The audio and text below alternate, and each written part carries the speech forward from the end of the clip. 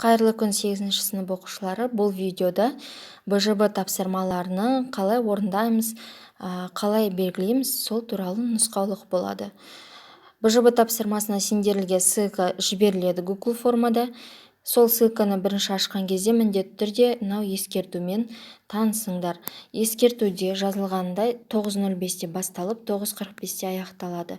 Осы уақыттан кешігіп жіберілген жауаптың барлығы автоматты түрде қабылданбайды балалар.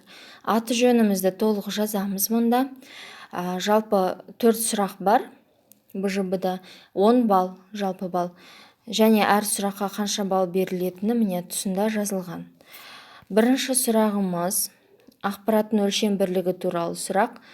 Бұл жерде сендер бір символдың қанша байт, қанша бит екенін білесіңдер. Сол бойынша жалпы ақпараттың көлемін, яғни мәтіндегі ақпараттың көлемін есептеп табасыңдар. Біреуі ғана дұрыс бұл жерде варианттың.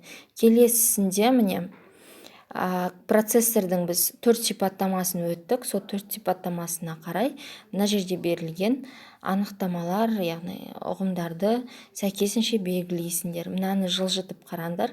Тағы да жанында бар, қалып кетпесін. Әрқайсысын осылай белгілейсіңдер. Мысалы, тактілік, жиілік. Мынаған дұрыс келсе, міне оқисыңдар.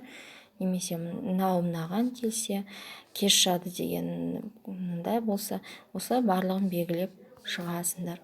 Келесі сұрақ. Арнаның өткізу қабілеті деген біз арнайы тақырып өттік, яғни компьютерлік желілер тақырыбында. Соның формуласын көрсетесіңдер. Бұл жерде де бір жауап дұрыс балалар. Келесі сұрақ.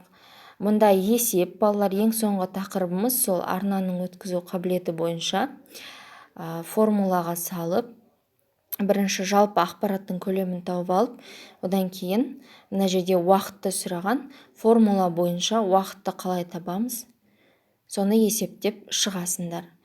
Барлығын болғаннан кейін отправить батырмасын басасыңдар.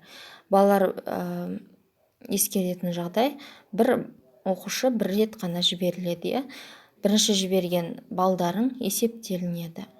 Барлығыңа сәттілік.